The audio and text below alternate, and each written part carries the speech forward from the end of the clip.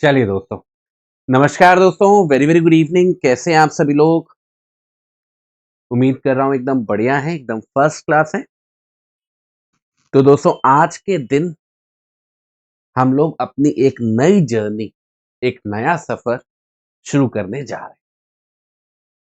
अब आज जो हम लोग जर्नी शुरू करेंगे और जो सब्जेक्ट कवर करेंगे, वो मेरे दिल के तो बहुत करीब है। इनफैक्ट काफी लोगों के वो दिल के करीब होता है। हम बात कर रहे हैं कॉन्स्टिट्यूशन ऑफ इंडिया की। आज से उसकी शुरुआत होगी। इससे पहले भी अनगिनत बार मैंने इंडियन कॉन्स्टिट्यूशन पढ़ाया है अलग अलग बच्चों को, अलग अलग रूल्स में। बट हर बार जब भी पढ़ाया है, मैंने उसको बहुत एंजॉय किया है, क्योंकि ये सब्जेक्ट ही ऐसा है।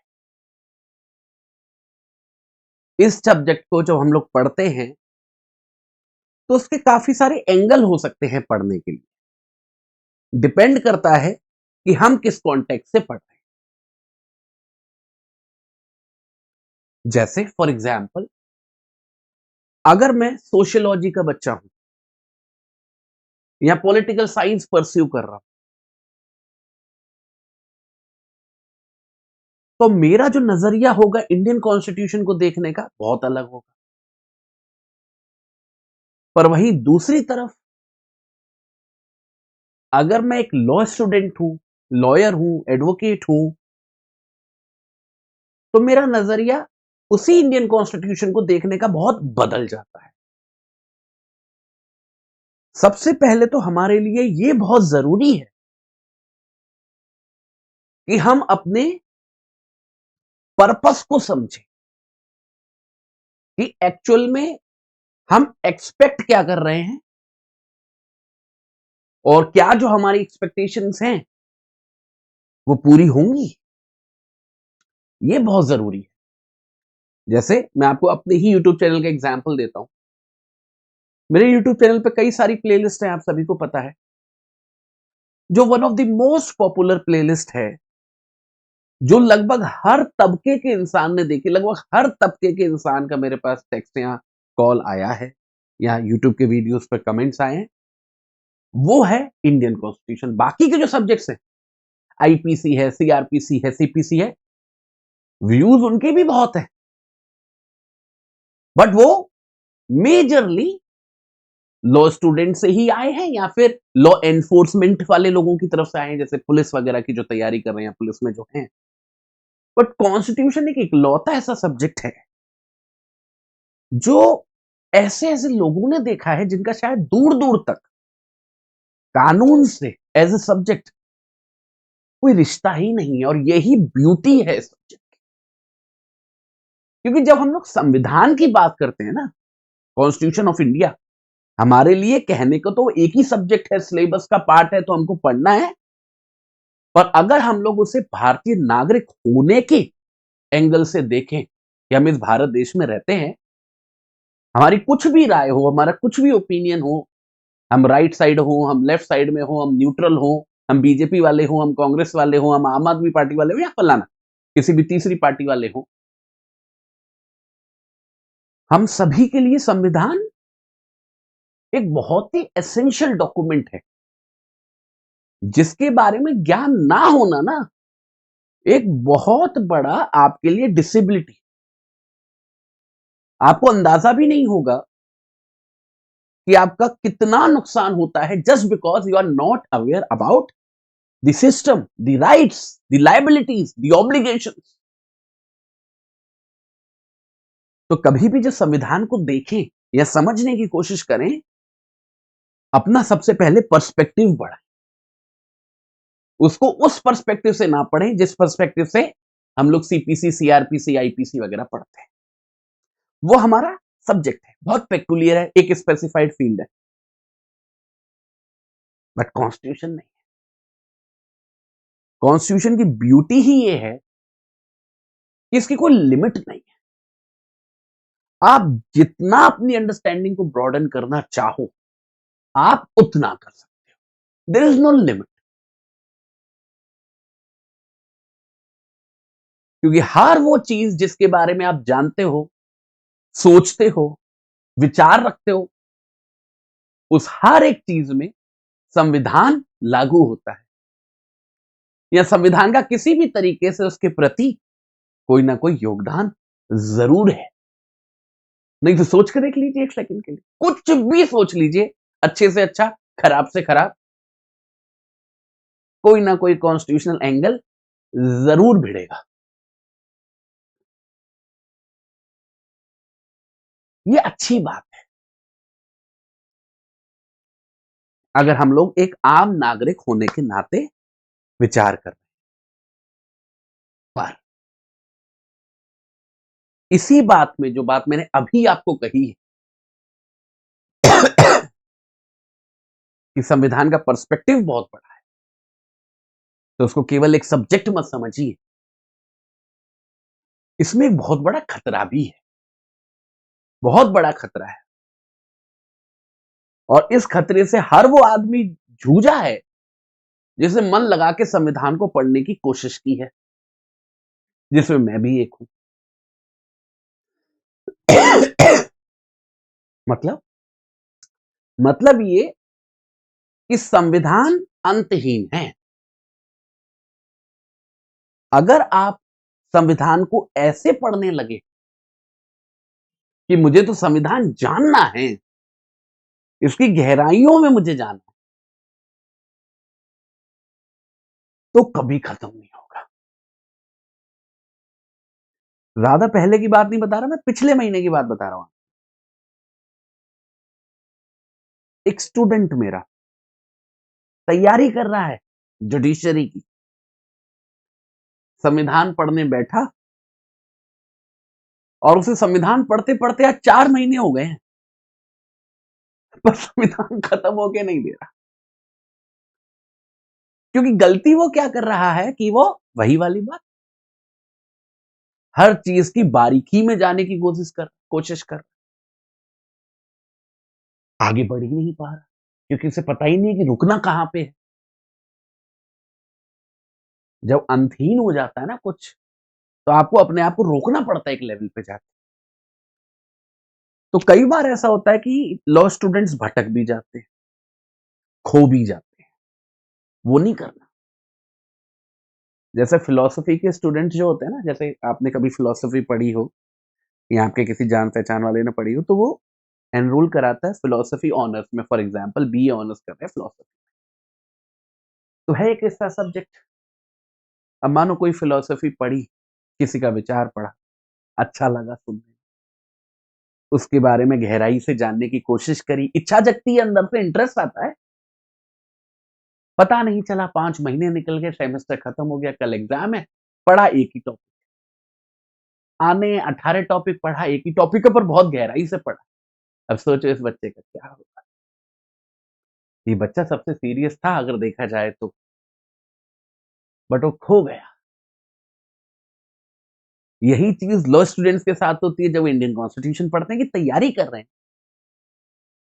पर जब संविधान पढ़ने बैठते हैं तो मजा आने लग जाता है, चीजें कनेक्ट होने लग जाती हैं, तो पढ़ते ही चले जाते हैं कि एमपी जैन पढ़ लेंगे, एमपी जैन पढ़ लेंगे। बच्चे ऐसे कहते हैं कि एमपी जैन पढ़ लेंगे। मुझे 2 साल लगे एमपी जैन पढ़ने। जब मैंने पहली बार एमपी जैन पढ़ी, मुझे 2 साल लगे एमपी जैन पढ़ने। एमपी जैन पढ़ना और एमपी जैन के पन्ने कवर करना, इन दोनों बातों में बहुत फर्क है। पन्ने तो मैं करने को 1 महीने में कवर कर देता, और पढ़ना मतलब पढ़ना, समझना। तो आप सभी लोग, क्योंकि लॉ स्टूडेंट्स हैं हम लोग, अगर आप अपने इंटरेस्ट के लिए जानना चाह रहे हो, आपका काम कुछ और है, तो पढ़ो गहराई में, कुछ भी, कोई लिमिट नहीं है, जितना पढ़ पाओ पढ़ो, जितना मजा आ रहा है उतना पढ़ो। बट अगर लॉ स्टूडेंट हो तो संविधान पढ़ना, अच्छे से समझना, but limit your self at a certain point, कि हाँ भाई अब बस इतना काफी। और काफी का स्टैंडर्ड क्या होगा? एग्जाम पैटर्न को देख कि संविधान से एग्जाम में, चाहे वो प्री हो चाहे मेंस हो, किस तरीके के सवाल आ रहे हैं। हम बस इस लायक हो जाएं कि उन सवालों का जवाब दे पाए। उसके अलावा जो हमारा पर्सनल इंटरेस्ट है वो पूरी ज़िंदगी पड़ी है फॉलो करने के लिए, आराम से ज़िंदगी भर पढ़ेंगे। कल को जज बन जाएँगे या एपीओ वगैरह में चले जाएँगे, प्रोसिक्यूटर बन जाएँगे, पूरी लाइफ पड़ी है। ज़िंदगी भर संविधान पढ़ते रहना, कोई रोकने नहीं आया। बट अभी नहीं, अभी पढ़ना, अच्छे से पढ़ना, पर एग्ज़ाम के लिए पढ़ना, ज्ञान के लिए नहीं। तो don't fall into that trap जिसमें वो बच्चा फँसा हुआ है। कितना अजीब लगा मेरे को बोलने में उसे कि बेटा कम पढ़ो। एक टीचर स्टूडेंट को बोल रहा है कि कम पढ़ो, क्योंकि उसके लिए वही ठीक है।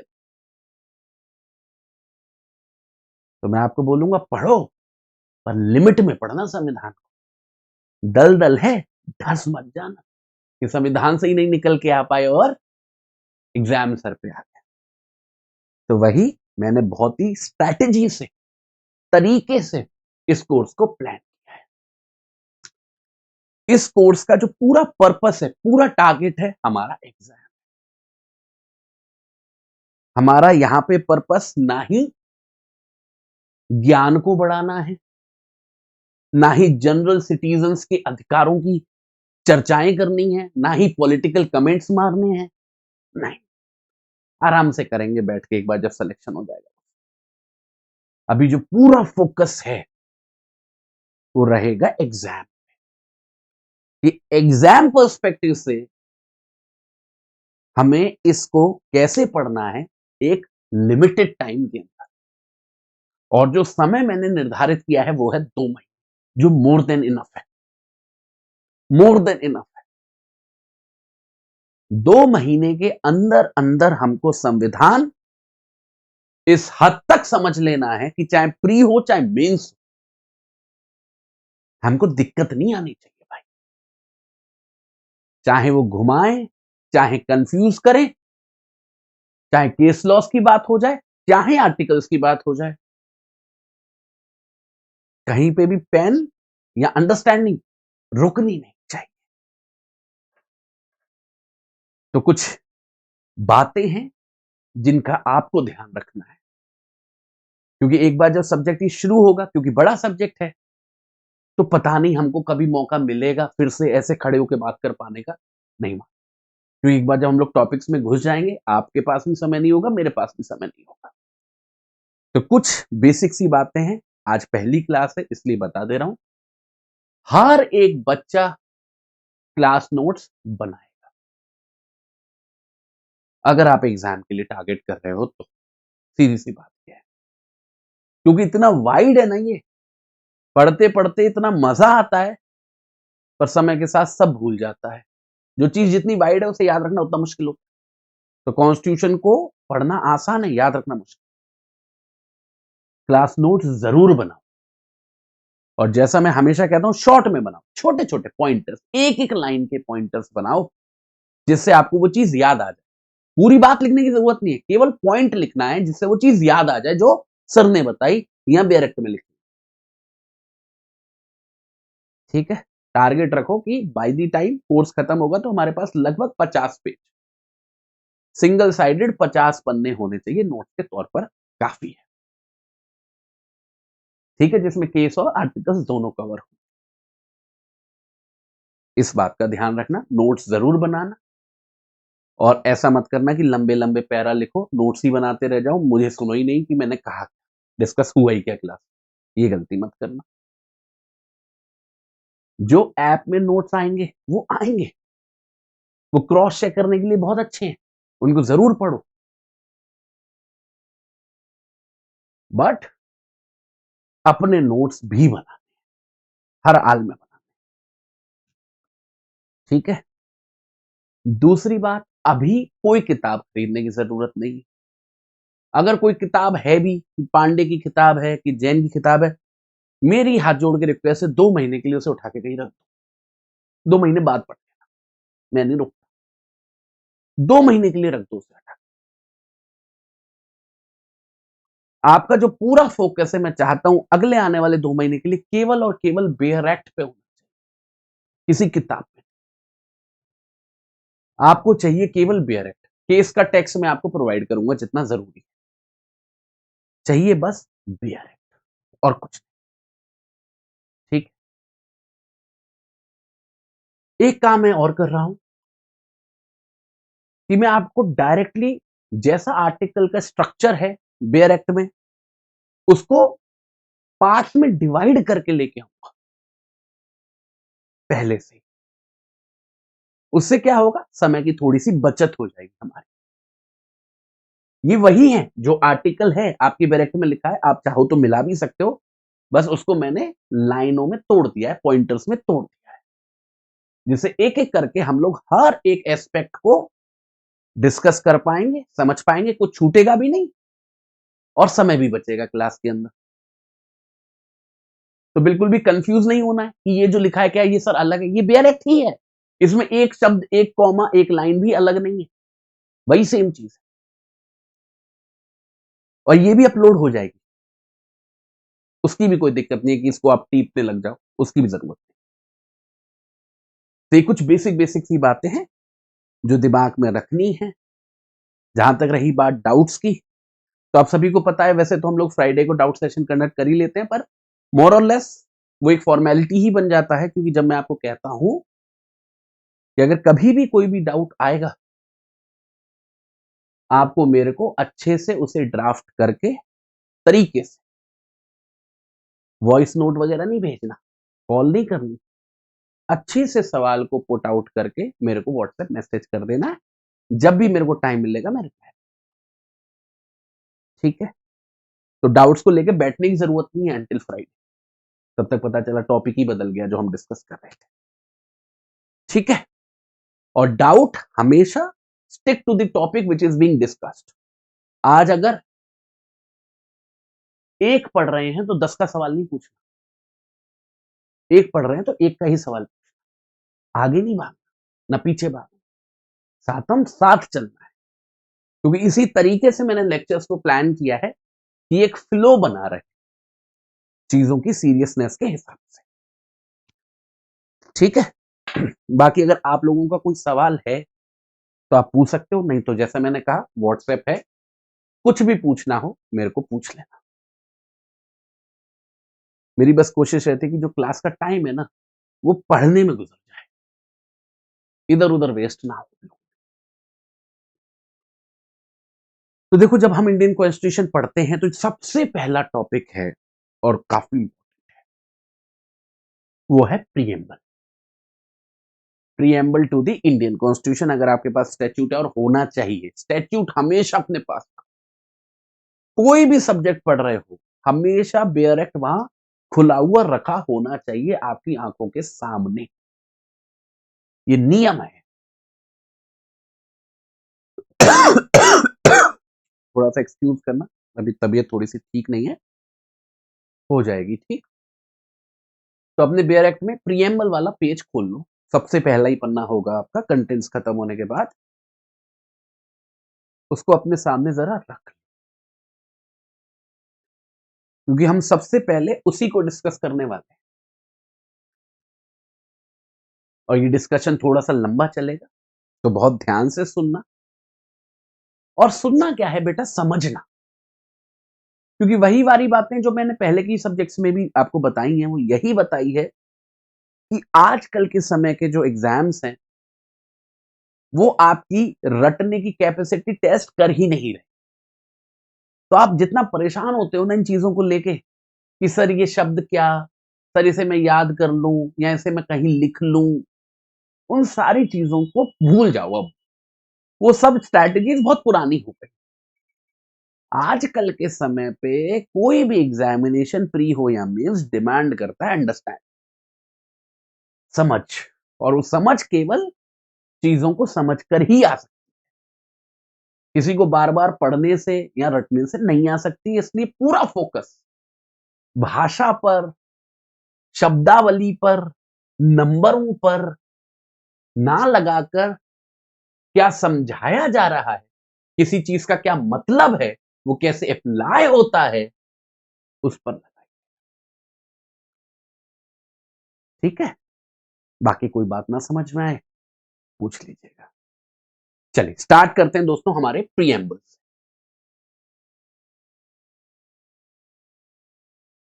अब सबसे पहले समझिए कि प्रीएम्बल है क्या। अब कई रट्टू तोते बच्चे होंगे जिनके दिमाग में उछलने लगेंगे एकदम से, सर प्रीएम्बल के बारे में अंबेडकर जी ने ये कहा था, नेहरू जी ने ये कहा था, प्रीएम्बल ये है, प्रीएम्बल फलाना है, प्रीएम्बल सुप्रीम कोर्ट ने ये बोला था। अरे ये सब बेकार है, सब एक तरफ रखो। किसी और ने क्या कहा था, हमारे किस काम का, उसने कहा वो चला गया। हम एज ए लॉ स्टूडेंट प्रीएम्बल्स को देखें, पढ़ें तो उससे क्या समझें।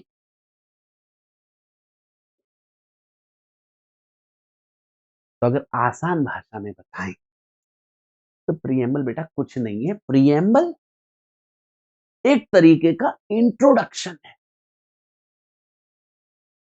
जैसे आप आंसर लिखते हो ना अपने एग्जाम में, तो सबसे पहले आंसर में आप क्या लिखते हो, इंट्रोडक्शन लिखते हो, 3 4 5 लाइन का छोटा सा इंट्रोडक्शन लिखते हो। और इंट्रोडक्शन में क्या लिखा जाता है आमतौर पर, कि हम आगे आने वाले आंसर की जो मेन बॉडी है उसमें क्या लिखने वाले हैं, यही तो लिखते हैं इंट्रोडक्शन में। मतलब एक तरीके का छोटा सा प्री कैप दे देते हैं कि भाई हमारे आगे आने वाले आंसर में दीज आर दी पॉइंट्स जो हम लोग कवर करने वाले हैं, उसी को हम बोलते हैं introduction. Preamble exactly same role play करता है। यहां पे जो भी कुछ हम डिस्कस करेंगे वो अलग नहीं है। ऐसा मत सोचना कि कोई चीज प्रियम्बल में लिखी हुई है उसका कोई लेना देना नहीं है आगे के आर्टिकल्स से। हर एक चीज जो आपको यहां लिखी दिखाई देगी वो कम से कम 50 बार रिपीट होगी आगे आने वाले आर्टिकल, क्योंकि प्रियम्बल एक एसेंस है, एक अंतरात्मा, एक ब्रीफ इंट्रो है जो आपको कुछ गिने चुने शब्दों में यहां से शुरू हुआ है यहां पे खत्म हो गया है, आपको बता दे रहा है कि इतने मोटे चौड़े डॉक्यूमेंट के अंदर आप क्या एक्सपेक्ट करने वाले। आपको पता है ना Indian constitution is the lengthiest constitution, सबसे लंबा कॉन्स्टिट्यूशन है। तो ऐसे किसी डॉक्यूमेंट को तो इंट्रोडक्शन की बहुत ज्यादा जरूरत है। सब में इतना पेशेंस थोड़ी ना कि सब उठ को बैठ उसको पकड़ के पढ़ेंगे। तो प्रियम्बल का बस इतना सा पर्पस है कि किसी व्यक्ति में मानो टाइम नहीं, मानो कोई विदेशी इंडिया है और से समझना है कि इंडिया क्या है। तो मानो उसे कहीं पे कॉन्स्टिट्यूशन ऑफ इंडिया पढ़ा हुआ मिल जाए और कॉन्स्टिट्यूशन ऑफ इंडिया का बेयर एक्ट उठाए और देखा इसमें तो 600 पन्ने हैं, 550 पन्ने हैं, इतना तो उस पर टाइम नहीं है, वो तो घूमने आया इंडिया। तो उससे दुकानदार का है कि भैया आपको पूरा पढ़ने की जरूरत नहीं है, ये इसका पहला पन्ना पढ़ लो, 2 मिनट लगेगा। ये पहला पन्ना पढ़ने भर से आपको पता चल जाएगा कि इंडिया एक्चुअल में क्या होना चाहता है। देखो प्रियम्बल ये तो नहीं दर्शाता कि इंडिया क्या है, अगर हम लोग प्रैक्टिकलिटीज की बात, अभी हम ये सच्चाई पे नहीं पहुंच पाए, किसी पे भी नहीं पहुंच पाए इनफैक्ट। ये हम बनना चाहते हैं, ये हमारे उद्देश्य हैं एक तरीके से। तो उस व्यक्ति को कम से कम ये पता चल जाएगा कि इंडिया एज अ कंट्री अपने किन उद्देश्यों को सामने रख के आगे बढ़ रहा है उस तरफ। 2 मिनट के अंदर तो हम भी वही 2 मिनट वाली एक्सरसाइज फटाफट से कर। देखो हर एक शब्द का प्रियम्बल में अपना एक महत्व है। जैसे ये शुरू होता है वी से, वी अंग्रेजी का एक शब्द है जिसका हिंदी में मतलब होता है हम, और यहां पे हम से मतलब है the people of India. People of India मतलब भारत निवासी,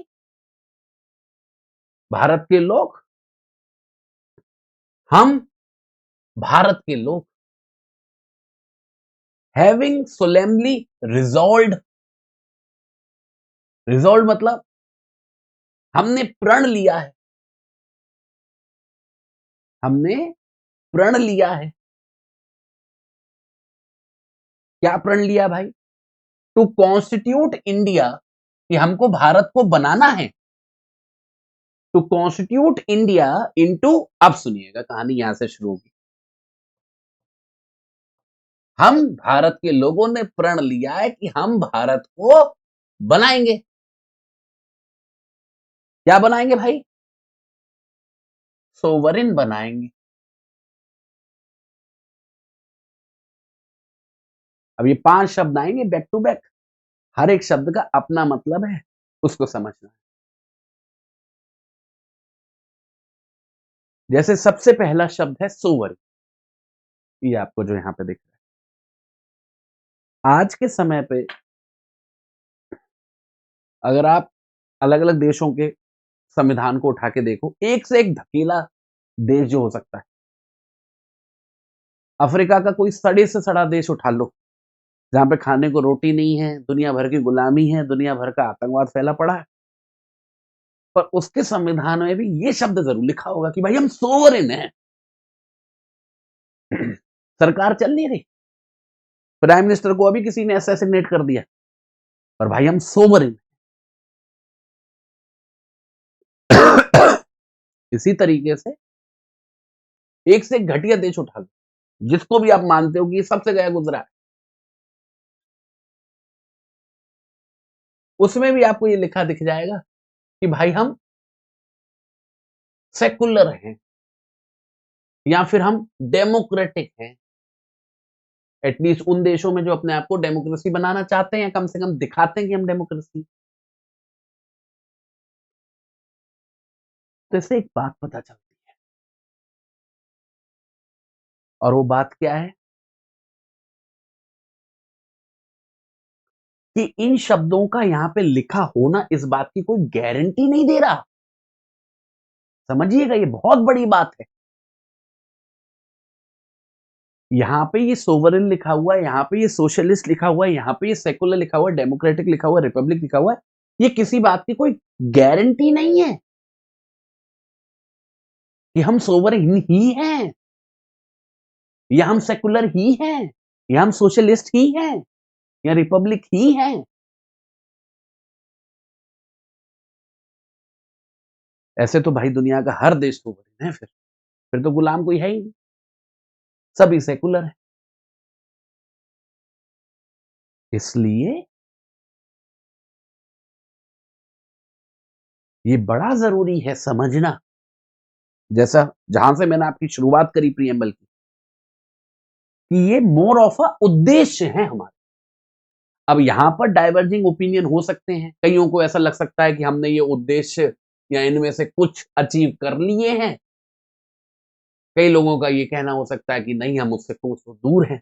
वो तो देखो अपनी अपनी राय की बात है, पर हमें बढ़ना इन्हीं दिशाओं में है, ये निश्चित है। एटलीस्ट डिसाइड तो यही किया गया था कि हम इन्हीं दिशाओं में बढ़े।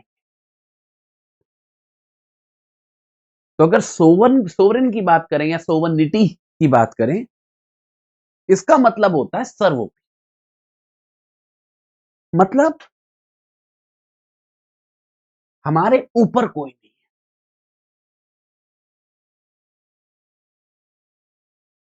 जो हमारे ऊपर अपना हुक्म चलाए, या हम मजबूर हों कानूनी रूप से किसी को फॉलो करने। भारत जैसे देश के लिए जो लगभग 200 साल अंग्रेजों का गुलाम रहा, उससे पहले बहुत लंबे समय तक मुगल एम्पायर रहा, उसके पहले की भी हिस्ट्री कुछ कुछ ऐसी ही है। शायद ही कभी इस धरती ने आजाद हवा ली होगी हजारों सालों के गैप के बाद। तो आप समझ सकते हो कि ये शब्द हमारे लिए कितना महत्वपूर्ण था कि इतने सालों के बाद पहली बार एक ऐसी परिस्थिति बनी है कि हम सर्वप्रिय हैं, सबसे ऊपर हैं। सबसे ऊपर है मतलब अपने लिए, हमारे ऊपर, हमारे कंधे पर, हमारे सर पर कोई नहीं बैठा। कोई ब्रिटिश राज हमको नहीं बताएगा कि क्या करना है, क्या कानून बनना है, क्या पॉलिसी लेके आनी है। हम सोवरेन हैं, हम सोवरेन हैं।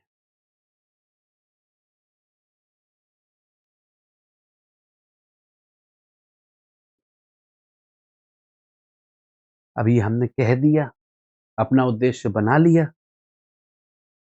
पर बात वही कि क्या सही मायने में इस पूरी दुनिया में, इस पृथ्वी के ऊपर कोई भी देश सोवरेन हो सकता है, या कभी हुआ है, या कभी होगा,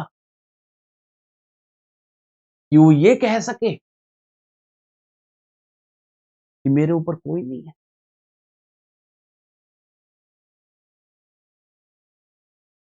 बहुत ही खोखले लेवल पे कहा जा सकता है, पर रियलिटी में किसी भी देश के लिए कहना मुमकिन नहीं है। अमेरिका के लिए भी नहीं होगा, चाइना के लिए भी नहीं होगा, रशिया के लिए भी नहीं होगा। वो तो कितने पावरफुल कंट्रीज है हमारे मुकाबले। क्योंकि सभी देश चलते हैं इंटरडिपेंडेंस के प्रिंसिपल पर, सब एक दूसरे पर निर्भर हैं, और जो ताकतवर है वो कहीं ना कहीं अपने से कमजोर को दबाता है। तो अगर हम लोग सोवर्निटी सही मायने में ढूंढने चले गए हमारे देश के कानूनों में, पॉलिसीज में, तो बड़ा मुश्किल है ढूंढ पाना। पर हां,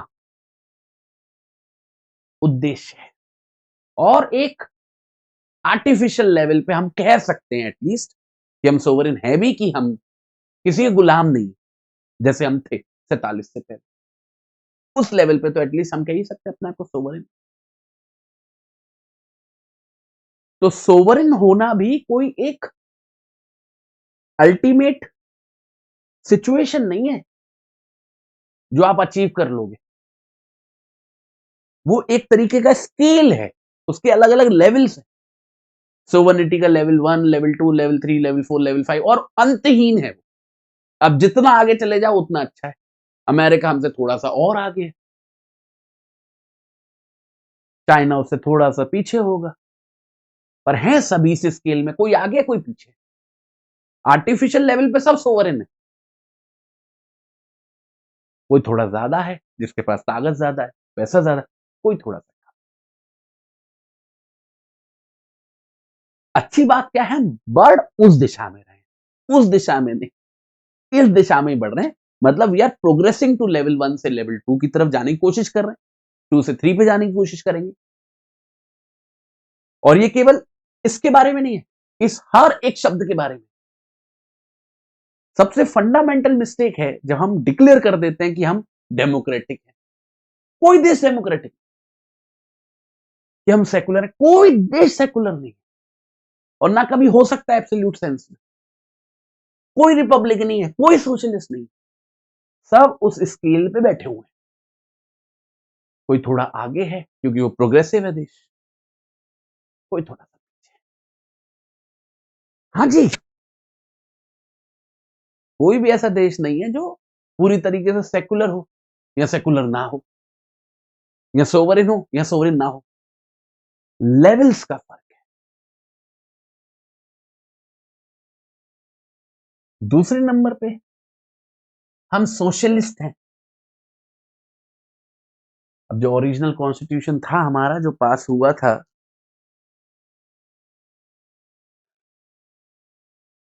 उसमें ये सोशलिस्ट शब्द प्रियम्बल में नहीं लिखा हुआ। पर इसका मतलब ये नहीं है कि हम सोशलिस्ट नहीं थे पहले भी, पर जरूरी नहीं लिखा समझा था लिखना, क्योंकि कई सारी बातें हैं जो हम हैं पर हमने नहीं लिखी है प्रियम्बल में। तो सोशलिज्म के साथ भी कुछ ऐसा ही था, हम थे सोशलिस्ट, लिखा हुआ नहीं था, बाद में लिख दिया गया। अब कौन सी अमेंडमेंट से लिखा, किससे नहीं लिखा, वो रट्टू तोते वाले बात नहीं करनी है। वो तो 1 सेकंड में पूरी लिस्ट में आपको बना के दे दूंगा, पहले अमेंडमेंट से लेके अभी तक जितने भी हुए हैं, सब में देख लेना किसमें क्या आया था, क्या नहीं आया था। अभी उस झमेले में नहीं पड़ना, वो बहुत ही कम इंपॉर्टेंस वाली चीज है। समझ रहे हैं, अभी अंडरस्टैंडिंग डेवलप कर, वो रटने में तो 1 घंटा लगेगा। समझो सोशलिस्ट है क्या भाई, क्योंकि मेंस में जब लिखने बैठोगे वो लाइन तो 1 मिनट में खत्म हो जाएगी कि फलाने संविधान के संशोधन से आया था। देखो सोशलिस्ट, ये जो कॉन्सेप्ट है, ये निकलता है शब्द से सोशलिज्म, और मुझे लगता है दुनिया का सबसे मिस इंटरप्रेटेड टर्म सेकुलरिज्म के बाद सोशलिज्म ही है। मतलब एक ऐसा शब्द जिसको लोग समझ ही नहीं पाएगा। आज के समय पे तो सोशलिस्ट होना एक गाली हो गई है। पर गाली उन्हीं लोगों को लगती है क्योंकि वो समझते नहीं है, जानते नहीं है कि सोशलिज्म एक्चुअल में है क्या। सोशलिज्म कोई फिलॉसफी नहीं है। सोशलिज्म एक जीवन का तरीका है कि कोई भी व्यक्ति अपने जीवन को या कोई भी देश अपने नागरिकों के जीवन को किस तरीके से देखता है, किस तरीके का बनाना चाहता है।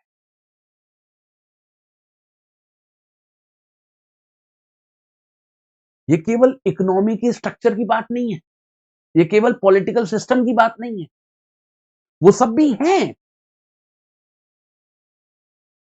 पर वो सारे कॉन्सिक्वेंसेस हैं, वो कभी रीजन नहीं हो सकते।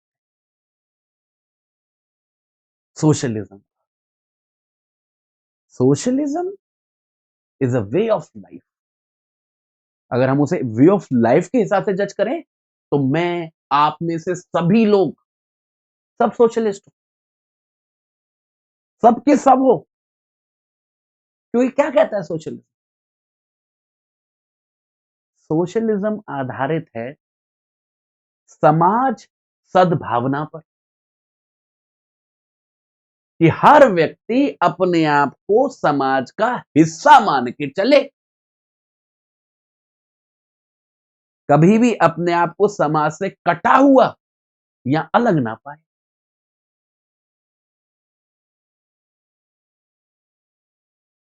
और कभी भी कोई भी समाज अच्छा या बुरा नहीं होता, समाज में रहने वाले लोग अच्छे बुरे। तो समाज का भला सोचना, समाज का हिस्सा बना रहना, उसमें कुछ खराब नहीं है अगर उस समाज के लोग सही भावना से अपनी जिम्मेदारियों को निभाएं। सोशलिज्म को कॉन्ट्रास्ट किया जाता है कैपिटलिज्म के साथ। कैपिटलिज्म क्या है? पूंजीवाद। कैपिटलिज्म एक्चुअल में वे ऑफ लाइफ नहीं है। ये बहुत बड़ी गलती करते हैं हम कि कॉन्ट्रास्ट करते हैं सोशलिज्म को कैपिटलिज्म से। ये तो वही वाली बात हो गई कि हम कंपैरिजन कर रहे हैं किसी साइकिल का किसी दूसरी साइकिल के टायर से। कैपिटलिज्म केवल एक टायर है, इकोनॉमिक स्ट्रक्चर है। वो समाज के बारे में कुछ नहीं बता। समाज में जो भी कुछ होता है उसकी वजह से वो केवल परिणाम है। सोशलिज्म समाज के बारे में बताता है और इकोनॉमी जो वो जनरेट करता है वो परिणाम। तो एक तरीके से कॉन्ट्रास्टिंग रिलेशनशिप है कैपिटलिज्म में और सोशलिज्म।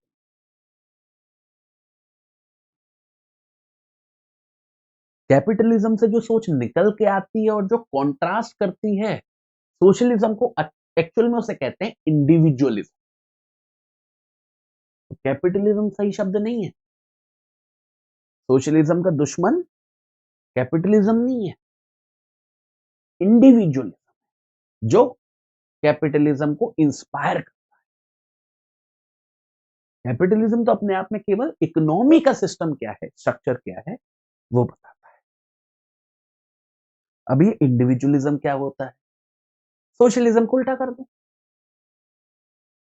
सोशलिज्म कहता है कि आप समाज का हिस्सा हो, आप समाज के बिना कुछ नहीं, समाज के प्रति आपकी जिम्मेदारियां हैं, आप समाज का ध्यान रखो, समाज आपका ध्यान रखेगा। इसको अपने फैमिली के लेवल पे देख सकते हो आप, कि आप अपने परिवार का हिस्सा हो, आप उस सच को झुठला नहीं सकते।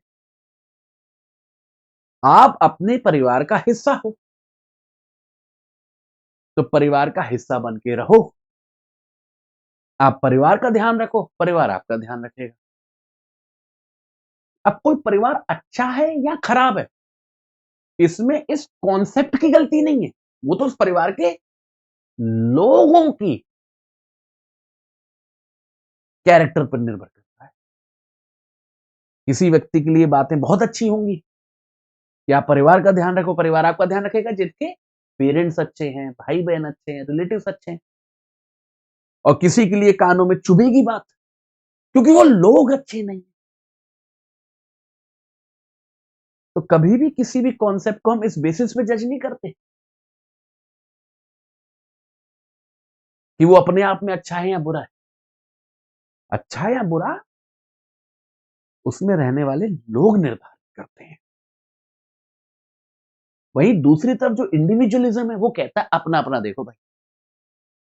परिवार के लेवल पे देखें तो कहता है कोई बाप नहीं है, कोई माँ नहीं, कोई भाई नहीं, कोई बहन नहीं, कोई बच्चा नहीं, कोई वाइफ नहीं। अपना-अपना देखो, अपना काम बनता, भाड़ में जाए जनता।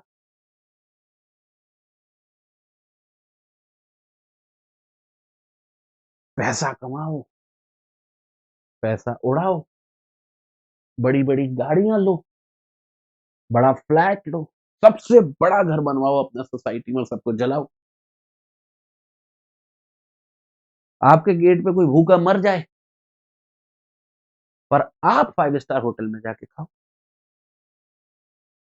क्योंकि आपने उसके लिए मेहनत की है, क्योंकि आप में टैलेंट है, उसमें नहीं है, क्योंकि आपके पास पैसा है, उसके पास नहीं है, तो ये सब जस्टिफाइड है। Inequality is justified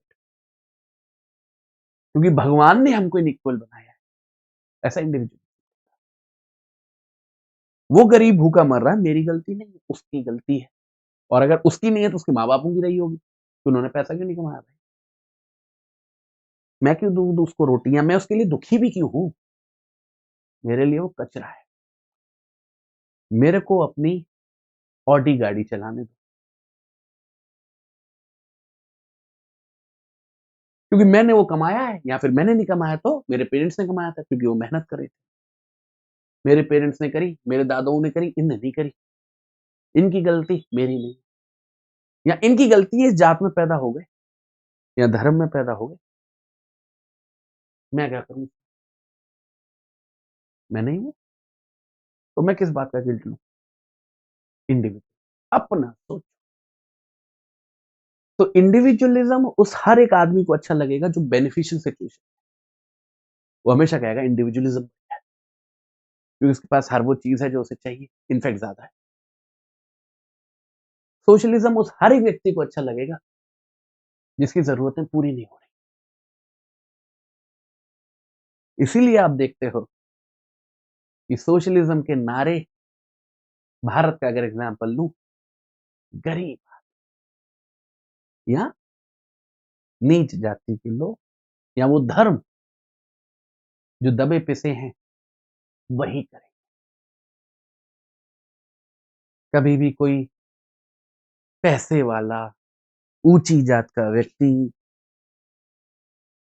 dominant religion का पर्सन, वो सब बातें नहीं, क्योंकि उसके इंटरेस्ट के खिलाफ है। तो हर एक व्यक्ति जो है, वो जो अपनी सोच बनाता है, वो अपनी पोज़ीशन को देख के बनाता है। तो कोई सिस्टम खराब नहीं। किसी भी समय पर किसी भी देश में क्या परिस्थितियाँ हैं, वो निर्धारित। किसी भी देश में जब गरीब ज़्यादा हो जाएँगे और वो कॉन्शियस होंगे अपने राइट्स के बारे में, तो वहाँ पे सोशल रेवोल्यूशन हो जाएगा। जैसा कि रशिया में हो गया 1917, जैसा कि चाइना में हो। और जो देश अमीर होंगे, उनमें कभी नहीं होगा। अमेरिका में कभी नहीं हुआ, ब्रिटेन में कभी नहीं हुआ, फ्रांस में कभी नहीं हुआ।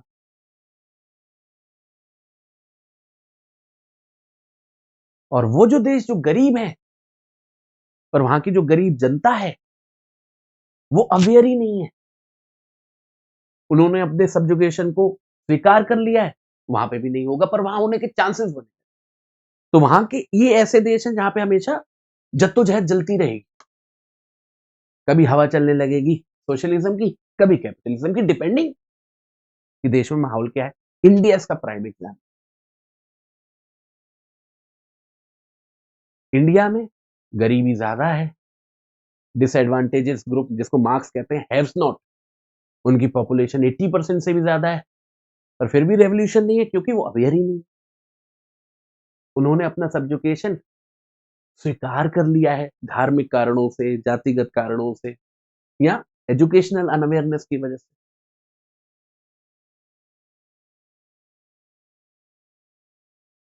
तो इंडिया में कैपिटलिस्ट माइंडसेट थ्राइव कर रहा है और हम लोग अपने डे टू डे लाइफ में उसको बहुत अच्छे से देख पा रहे हैं। पर क्या वो हमेशा ऐसा रहेगा, ये सोचने वाली बात है। पर हमें भारतीय संविधान के स्टूडेंट होने के नाते ये याद रखना है कि हमारा भारतीय संविधान हमको इंडिविजुअलिस्टिक होने की प्रेरणा नहीं दे रहा है। हमारा भारतीय संविधान हमको कैपिटलिस्ट इकोनॉमी बनाने की प्रेरणा नहीं दे रहा है, वो तो हमें उल्टी दिशा में धकेल।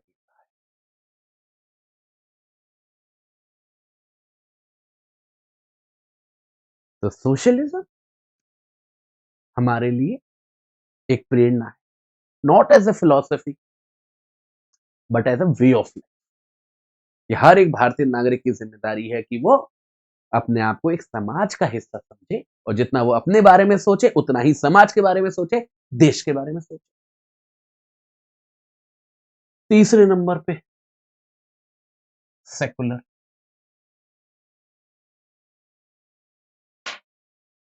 अब सेकुलर का मतलब क्या होता है, सबसे पहले उसको समझिए। देखो, सेकुलरिज्म के दो आधार हैं और उन दोनों में बड़ा फर्क है। एक होता है एब्सोल्यूट फॉर्म ऑफ सेकुलरिज्म। आप ये सारी बातें लिख सकते हैं, मैं नहीं लिख रहा तो आप ये मत सोचना कि आप भी नहीं लिखो। आप लिख लो ये सारे शब्द, कोई भी मेरे मुंह से शब्द निकले जो आपको लगे कि इंपॉर्टेंट है, राइट इट डाउन, क्योंकि मैं लिखने भी लग जाऊंगा तो बहुत टाइम लग जाएगा। सेकुलरिज्म का एक फॉर्म होता है एब्सोल्यूट सेकुलरिज्म,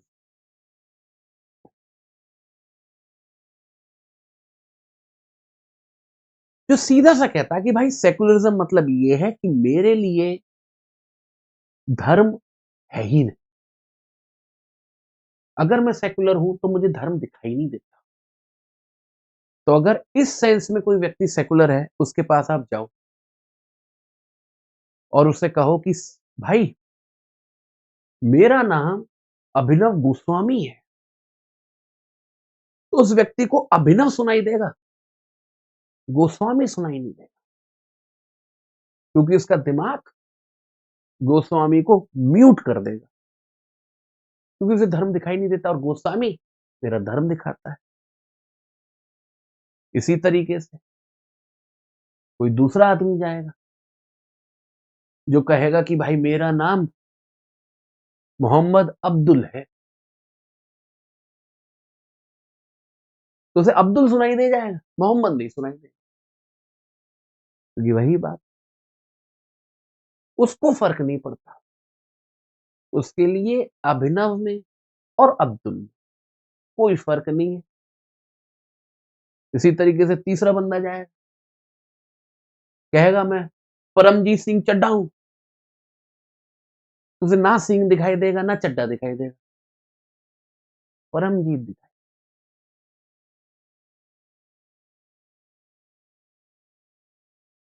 ये एब्सोल्यूट सेंस में सेकुलर होगा। इस सेंस में अगर कोई देश कहता है कि मैं सेकुलर हूं, जैसे कि अमेरिका इसका बहुत अच्छा एग्जाम्पल है,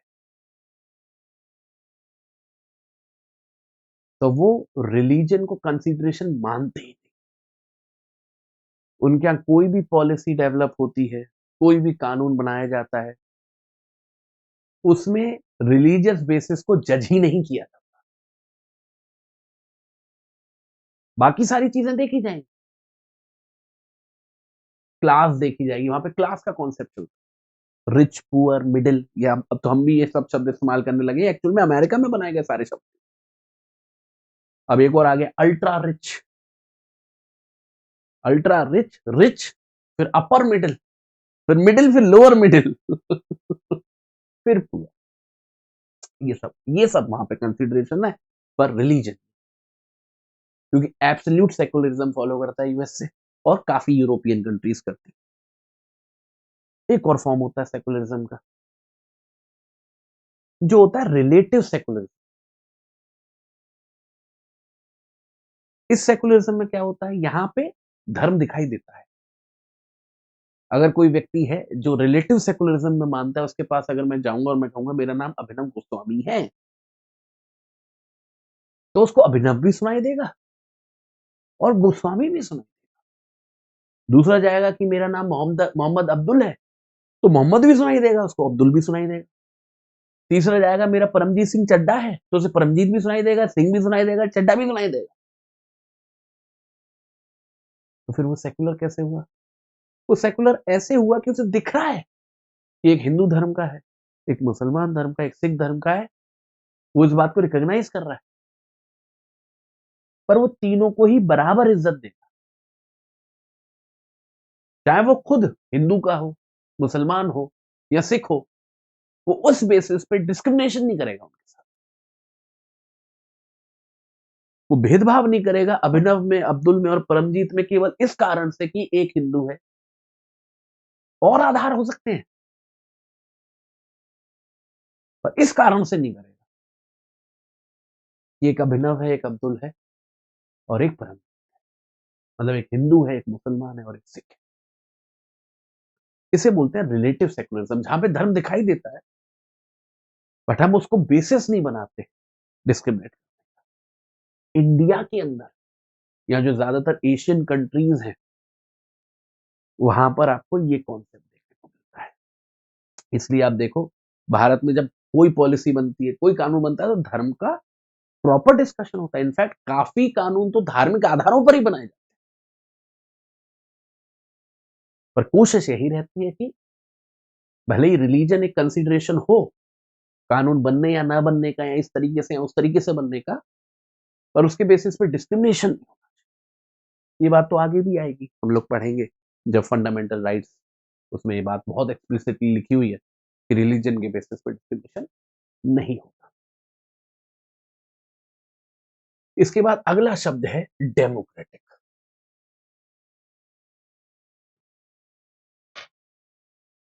अब डेमोक्रेटिक होने का मतलब क्या है? अब आप लोगों से पूछूं या किसी बच्चे से पूछा जाए कि डेमोक्रेसी क्या होती है, डेमोक्रेटिक सिस्टम क्या होता है, तो वो मेरे को कुछ ऐसी बातें बता रहे कि सर डेमोक्रेसी ऐसी होती है, vote for the people, by the people, of the people, government, है ना, कि सर लोग खुद चुनते हैं अपनी सरकार। अच्छा भाई, ये ऐसी पार्लियामेंट होती है, उसमें प्राइम मिनिस्टर होता है, उसमें चीफ मिनिस्टर होता है, उसमें प्रेसिडेंट होता है, फलाना ढिमाना, हजार चीजें गिना देगा सर, ये होती है डेमोक्रेसी। इनमें से कुछ भी डेमोक्रेसी नहीं, कुछ भी डेमोक्रेसी नहीं।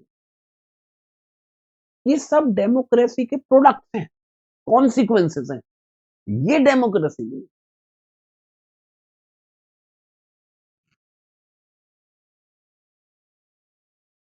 डेमोक्रेसी का सिंपल सा फंडा है और बड़ा सीधा सा फंडा है कि कोई भी पॉलिटिकल सिस्टम दो में से किसी एक ही बेसिस पे आधारित हो सकता है, कि या तो वो जो लोग हैं जिनके ऊपर रूल करना है, जिनके ऊपर शासन करना है, वो मेरे गुलाम है, उनका कोई से नहीं है अपने शासक को चुनने में। या फिर दूसरा सिस्टम ऐसा हो सकता है कि वो जो लोग हैं जिनके ऊपर शासन करना है, उनका से है, उनका कंट्रीब्यूशन है, भले ही एब्सोल्यूट सेंस में ना हो, पूरी तरीके से ना हो, पर कुछ हद तक है कि वो अपना शासक और कुछ हद तक शासक के द्वारा बनाए जा रहे नियम कानून को कंट्रोल कर सकते हैं। तो असल में डेमोक्रेसी शासक को चुनने का अधिकार है, या तो एब्सोल्यूट सेंस में या रिलेटिव सेंस। वैसे एब्सोल्यूट सेंस में तो हो ही नहीं सकता है भाई, इनमें से कुछ भी एब्सोल्यूट नहीं हो सकता। अमेरिका भी नहीं कह सकता कि मैं एब्सोल्यूटली डेमोक्रेट, नहीं कह सकता, क्योंकि जब इलेक्शंस आते हैं और अमेरिका जैसे देश में जैसी ऐसी हरकतें होती हैं या हुई थी लास्ट टाइम या उसके लास्ट टाइम जब डोनाल्ड ट्रंप जीता था, वो कहीं से भी डेमोक्रेटिक प्रिंसिपल्स पे तो बेस्ड बिल्कुल। इनफैक्ट इंडिया में भी, या फिर इंडिया क्या, कोई सा देश का आप नाम लीजिए, कोई भी 100% ट्रांसपेरेंटली डेमोक्रेटिक नहीं, हो ही नहीं सकता। कहीं ना कहीं कोई ना कोई धांधलेबाजी चल ही रही है। कुछ ऐसे फैक्टर्स जो लोगों से उनका अधिकार अपने शासक के चुनने का छीन रहे हैं, वो इकोनॉमिक हो सकते हैं, सोशल हो सकते हैं, रिलीजियस हो सकते हैं, वो हमेशा फैक्टर रोल प्ले करते ही करते हैं। तो जद्दोजहद एब्सोल्युटली डेमोक्रेटिक बनने की है ही नहीं। हम उस दिशा में कितना आगे बढ़ सकते हैं, जद्दोजहद इस बात की है कि हम उस स्केल में किस लेवल तक पहुंच पाए हैं और पहुंच सकते हैं। लेवल 1 पे ही अटके पड़े हैं क्या, या 2, 3, 4, 5, 6 पे पहुंच गए? तो इस स्केल, ये जो डेमोक्रेसी का स्केल है, इस पे आपको एक पॉइंट पे अमेरिका दिखेगा, जो मुझे लगता है कि कुछ यूरोपियन, 2-3 यूरोपियन कंट्रीज के बाद आ जाएगा दुनिया में, मतलब चौथे 5वें नंबर पे आ जाएगा। फिर उसमें कई सारे यूरोपियन कंट्रीज आएंगे, कुछ एक आध दो अफ्रीकन कॉन्टिनेंट के कंट्रीज भी आ जाएंगे, फिर जाके एशिया की बारी। एशिया के देश अगर ढूंढने हैं तो पीछे से देखना शुरू करो, पीछे से देखना शुरू करोगे तो आपको कई जान पहचान के लोग मिलने लगेंगे एकदम से। कहीं बांग्लादेश टकरा जाएगा, पाकिस्तान टकरा जाएगा, है ना? अगर वो रैंकिंग भी आजकल तो रैंकिंग भी ट्रांसपेरेंट तरीके से नहीं होती, पैसा खिला के सब कुछ होता है या दबाव में सब कुछ होता है। मतलब ऑनेस्टी से बनाया गया स्केल हो अगर, तो पीछे से देखोगे तो सब मिल जाएंगे, इंडिया भी मिल जाएगा, क्योंकि केवल वोट करने का अधिकार दे देना पर्याप्त नहीं है। वोट करने का अधिकार देना और इलेक्शंस को ट्रांसपेरेंट बनाना, फ्री फ्रॉम अदर कंसिडरेशंस बनाना बहुत बहुत मुश्किल तब है जब कोई कुछ करना चाहे, उसके बाद नहीं करना चाहे तो नामुमकिन है। तो जब हम यहां पे पढ़ते हैं ना डेमोक्रेटिक, वी डोंट मीन कि वी आर डेमोक्रेटिक, कि दुनिया हमसे एग्जांपल ले रही है कि भाई हम डेमोक्रेटिक हैं। अम्बेडकर जी जब यहाँ पे डेमोक्रेटिक लिख रहे होंगे तो वो तो इनफैक्ट उनके हिसाब से चले हो तो बिल्कुल वो तो लिखना भी नहीं चाहते होंगे, बट उद्देश्य है कि उस दिशा में हमको बढ़ना है। कि कभी भी दिशा भटक जाए तो याद रखना है, रास्ता ये नहीं, रास्ता ये है। ऑटोक्रेसी नहीं है रास्ता, रास्ता डेमोक्रेसी। आखिरी में रिपब्लिक। इन पांचों शब्दों में जो सबसे हल्का शब्द है ना, ये रिपब्लिक, सबसे हल्का शब्द। रिपब्लिक का लिमिटेड सा मतलब ये होता है कि जो हेड ऑफ द स्टेट है, मतलब जो देश का सबसे सर्वोच्च बंदा है, वो इलेक्टेड है। जैसे हमारे भारतीय संविधान के हिसाब से देश का जो सर्वोच्च पोस्ट है, सर्वोच्च पोजीशन है, जिसको फर्स्ट सिटीजन ऑफ इंडिया भी हम लोग बोलते हैं, वो है प्रेसिडेंट। कौन है? प्रेसिडेंट ऑफ, वो इलेक्टेड है। इनडायरेक्ट इलेक्शंस होते हैं, डायरेक्ट नहीं होते हैं, पर है तो इलेक्टेड ही। इसलिए हम कह रहे हैं कि हमारा देश रिपब्लिक। उसी तरीके से अगर हम लोग ब्रिटेन की बात करें, इंग्लैंड की बात करें, यूके की बात करें, तो वो अपने आप को रिपब्लिक नहीं कह सकते। क्यों नहीं कह सकते रिपब्लिक? क्योंकि उनका जो हेड ऑफ द स्टेट है, वो राजा रानी है, वहां का क्राउन सिस्टम है, और वो इलेक्टेड नहीं है, वो हेरिडिटरी के बेसिस पे चल रहे हैं, तो वो डेमोक्रेटिक है, सेकुलर भी है, पर रिपब्लिक नहीं। तो जहां पे भी राजा रानी सिस्टम होगा, जैसे नेपाल में था अभी तक, श्रीलंका में हुआ करता था, इंडिया में था अंग्रेजों के आने से पहले, तो अब हम रिपब्लिक, अब रिपब्लिक है। जब head of the state elected होता है, तो वो देश रिपब्लिक कहलाता है।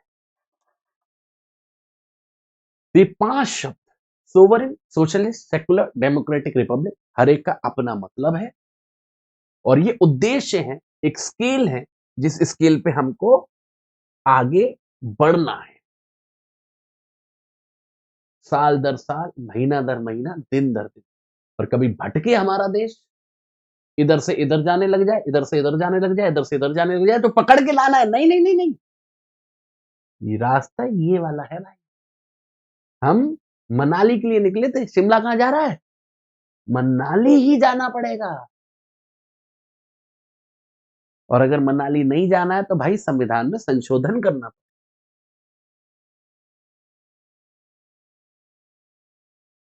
बदलना पड़ेगा।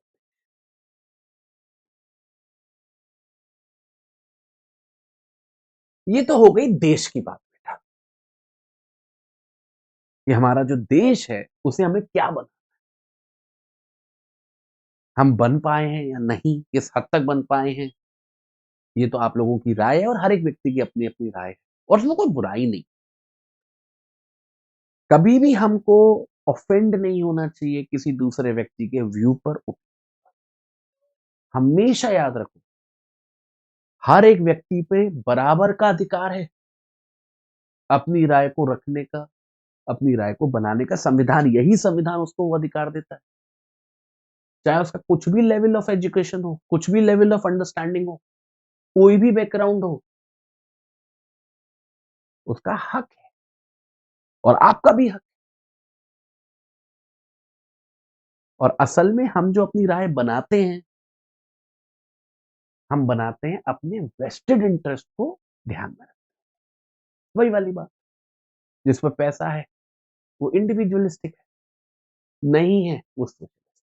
तो हमें लगता है कि असल में ये राय की बात, ये सोच की बात है, नहीं, असल में ये जरूरत की बात है, स्टेटस क्यो की बात है।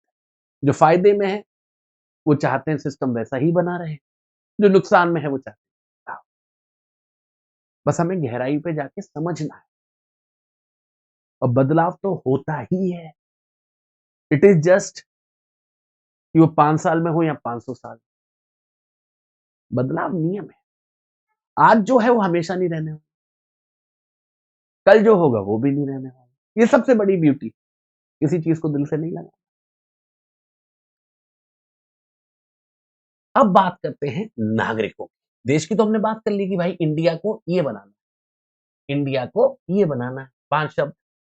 अब बात करते हैं नागरिकों की। भाई देश है क्या? देश है तो नागरिक ही। हम यहाँ में भी कह रहे थे, we the people of India, कि भारत के ही लोग ये सारी कस्में वादे कर रहे हैं। भारत के लोग ही तो कर रहे हैं, कि केवल नेहरू जी कर रहे हैं, अम्बेडकर जी कर रहे हैं? भारत के लोग कर रहे हैं ना। अब नागरिकों का क्या? भारत की वो जो पिटी पिटाई गरीब जनता है, खासकर आजादी के हिसाब से देखो, आज भी देख लो, क्या ही बहुत ज्यादा कुछ बदल गया है। उसके लिए क्या है? वो जनता जिसने 200 साल की अंग्रेजों की गुलामी झेली, 600-700 साल की मुस्लिम्स की गुलामी झेली, उसके पहले भी वो अलग अलग रूप में, अगर राजा हिंदू भी था तो थे तो वो गुलाम ही। हाँ, ये सारे ही राजा एकदम बिल्कुल नहीं ना। वो तो ये वाली बात है ना, कि आप किसी चीज को कैसे पोर्ट्रे करना चाहते कोई भी सिस्टम जो किसी इंडिविजुअल की विल पर आधारित है, कोई सा भी, वो फेयर हो ही नहीं सकता। वो फेयर हो सकता है किसी एक पर्टिकुलर सेगमेंट के लिए, किसी एक पर्टिकुलर ग्रुप के लिए जो फायदे में, पर उसी में ऐसे भी लोग होंगे जिनके लिए वो फेयर नहीं होगा। और अगर उन लोगों की कोई से है ही नहीं और वो उसके बारे में कुछ कर ही नहीं सकते, तो इनजस्टिस ही तो है। तो ये जो भारत के लोग हैं जिनको कभी कुछ मिला ही नहीं, जिनको कभी किसी ने पूछा ही नहीं, उनको हम क्या दे रहे हैं भाई? आइए, सबसे पहले दे रहे हैं हम न्याय। अब न्याय कोई पार्ले जी का बिस्कुट तो है नहीं कि हमने खरीदा और दे दिया, ऐसा तो है नहीं। आप बताओ, आप न्याय मुझे दे सकते हो? कोई दे सकता है मुझे न्याय? न्याय क्या है? देंगे तो बाद में ना, पहले न्याय है क्या? न्याय बिस्कुट है, न्याय नमकीन है, न्याय वड़ा पाव है, न्याय पिज्जा है, बर्गर है, क्या है न्याय जो दिया जा रहा है, बट रहा है भंडारे में? हम कोर्ट जाते हैं न्याय के लिए, अरे भाई कोर्ट में न्याय मिलता है। मैं तो जिस कोर्ट में जाता हूँ वहां तो चाय मिलती है, कोई नहीं बेच रहा न्याय, कहीं बोर्ड नहीं लगा यहाँ पे न्याय मिलता है 20 रुपए में। कहाँ है न्याय? होता क्या है न्याय? पहले पता तो हो तब तो ढूंढूं उसको। कैसा दिखता है, कैसे कलर का है, ये तो बताओ।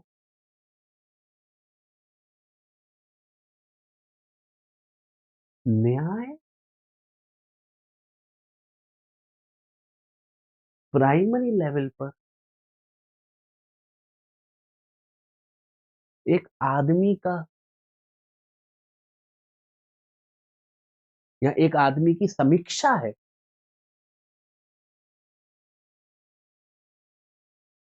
कि उसे क्या लगता है कि किसी भी परिस्थिति में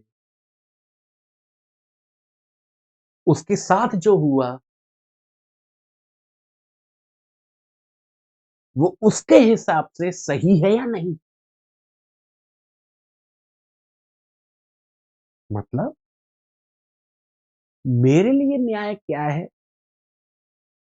वो आप नहीं बता सकते, या आपके लिए न्याय क्या है वो मैं नहीं बता सकता, क्योंकि न्याय बहुत ही सब्जेक्टिव है। हर व्यक्ति की आकांक्षाओं के हिसाब से, सोच के हिसाब से, विचारों के हिसाब से वो बदल सकता है।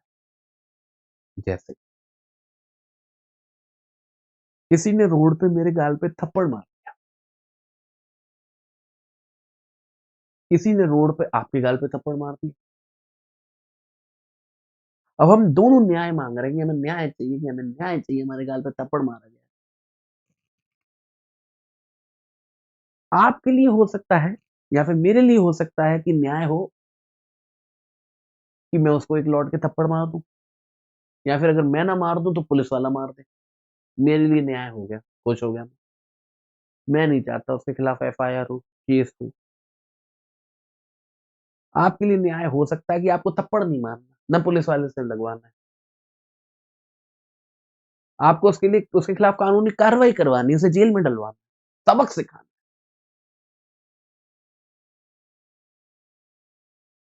तो न्याय हर एक व्यक्ति के लिए बहुत सब्जेक्टिव है। पर जब हम देश के स्तर पे बात कर रहे हैं, नागरिकों के स्तर पे बात कर रहे हैं, तो हमारे हर एक व्यक्ति से पूछने तो जाएंगे नहीं, भाई आपके लिए न्याय क्या है, कि भाई आपके लिए न्याय क्या है, कि भाई आपके लिए न्याय क्या है। तो हमें उन सभी अब यहाँ पे जो मैं बात कह रहा हूं बड़े ध्यान से सुनना, हर एक भारतीय नागरिक को मद्देनजर रखते हुए, चाहे उसका कोई भी धर्म हो, कोई भी जाति हो, कोई भी उम्र हो, कोई भी इकोनॉमिक स्टेटस हो, या और भी कोई तरीका है अगर लोगों को बांटने का, उन सबको आधार में लेते हुए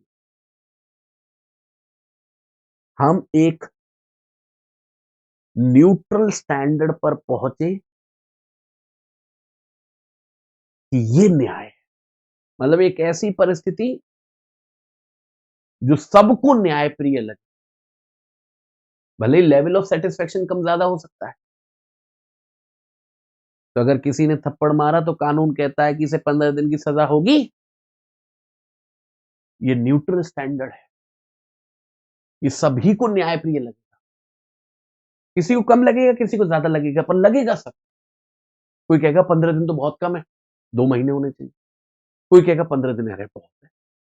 कोई कहेगा नहीं 15 दिन तो बहुत ज़्यादा हो गए, 5 दिन में छोड़ देना चाहिए।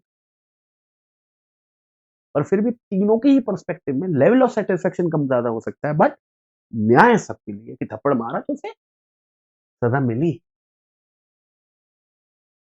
तो हमको एक सबसे पहले न्यूट्रल स्टैंडर्ड जनरेट करना है न्याय का, हर एक एस्पेक्ट ऑफ लाइफ के बारे में। और वो क्या एस्पेक्ट ऑफ लाइफ होते हैं? बेसिकली 3 होते हैं। एक होता है सोशल, मतलब समाज के स्तर पर, एक होता है इकोनॉमिक, मतलब आर्थिक लेवल पर, और एक होता है पॉलिटिकल, मतलब राजनीतिक लेवल। जो भी हमारे स्फीयर्स ऑफ लाइफ हैं, उनको आप इन 3 ग्रुपों में डिवाइड कर सकते हो। जो हमारी रोजमर्रा का जीवन है, वो सोशल कैटेगरी में आ जाता है। जो हमारी पैसे-वैसे से जुड़ी हुई बातें हैं, प्रॉपर्टी वगैरह से जुड़ी हुई बातें हैं, वो इकोनॉमिक में आ जाता है। और जो हमारे अधिकारों वाली बातें हैं, वो पॉलिटिकल में आ जाता है। तो हमें हर एक नागरिक को न्याय देना है इन तीनों स्तरों पर। वो देना है जो हर एक को न्यायप्रिय लगे। कम ज़्यादा हो सकता है, पर न्यायप्रिय सबको लगे।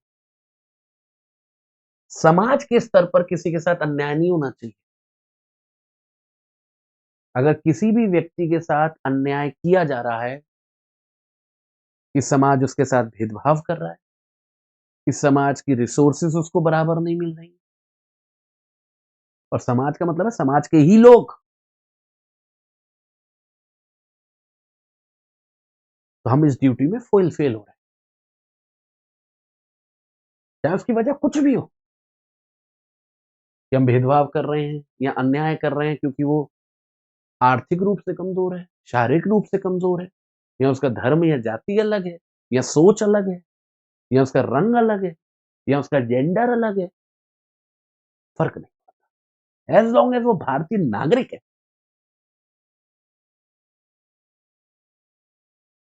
तो उसके साथ वो अन्याय गलत है। तो हमारे समाज में हर एक भारतीय नागरिक के साथ न्याय हो, ये गारंटी करता है ये संविधान।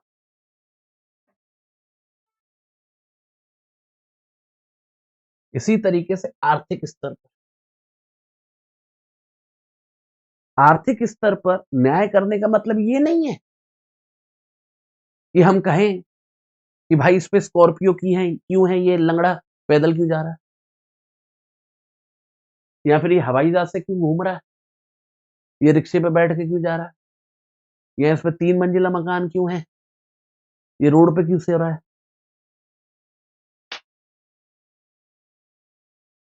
आर्थिक न्याय का मतलब कोई इकोनॉमिक एब्सोल्यूट इक्वालिटी नहीं है। आर्थिक न्याय का मतलब है कि हर एक भारतीय नागरिक, भले ही बराबर ना हो आर्थिक तौर पर किसी का भी स्तर ऐसा ना हो कि वो अमानवीय परिस्थिति में जी रहा हो या मरने के लिए मजबूर। तो ये जरूरी नहीं है कि हर व्यक्ति महल में रहे या हर व्यक्ति 3 मंजिला मकान में रहे, पर यह जरूरी है कि हर व्यक्ति के सर पर छत हो, भले ही छोटी हो पर हो।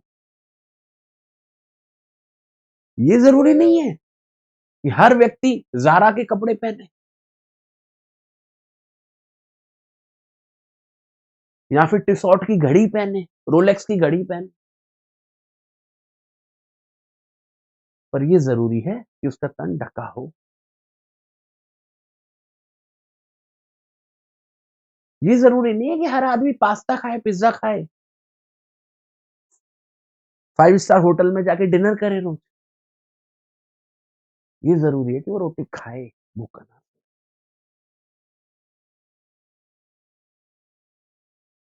Economic, political. पॉलिटिकल जस्टिस का मतलब है कि समाज का हर एक नागरिक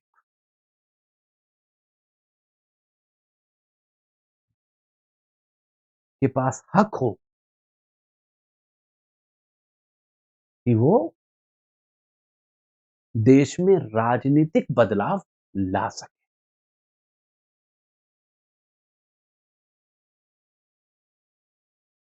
चाहे वो बदलाव आम नागरिक बने रहने से आता हो या फिर उसके लिए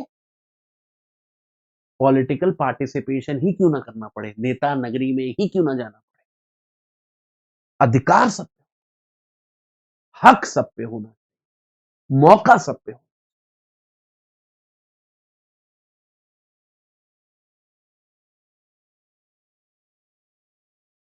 और राजनीतिक न्याय केवल इस वजह से नहीं हो जाता कि सबके आपने वोटर आईडी कार्ड बनवा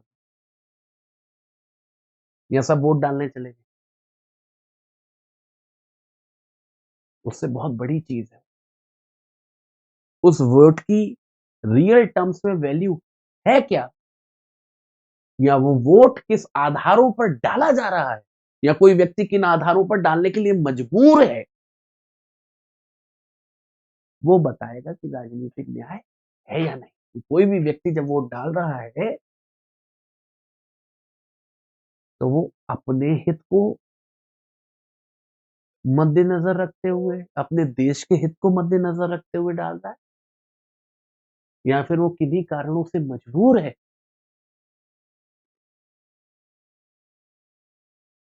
किसी एक तरीके से अपने वोट को डालने।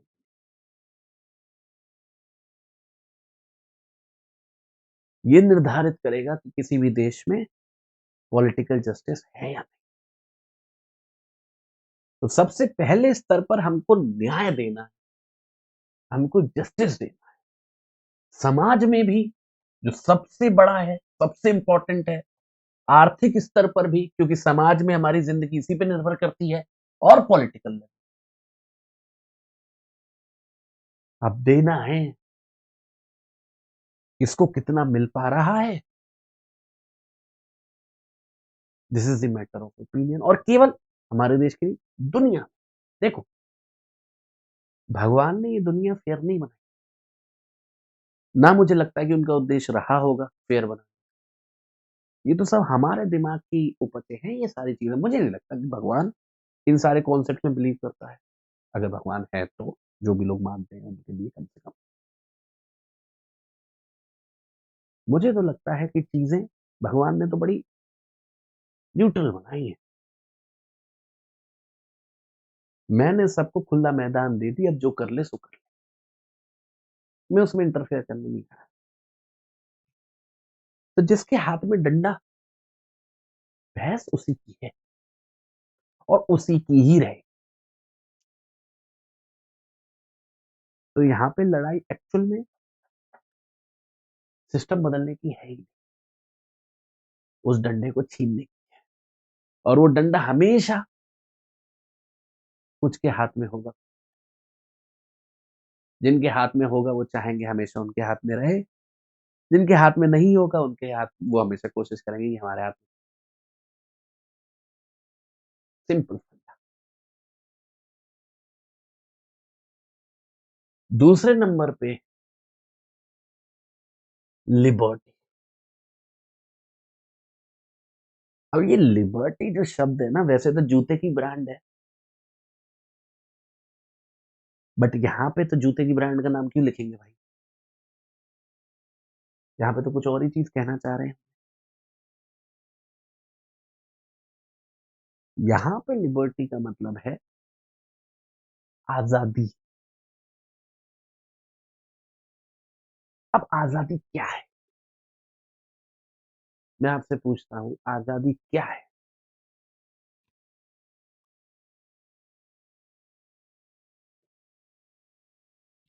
कब आप मानोगे कि आप आजाद हो?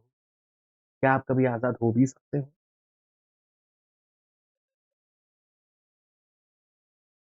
अपने बारे में सोचो सभी लोग। क्या आपको लगता है आप आज़ाद किसी भी स्तर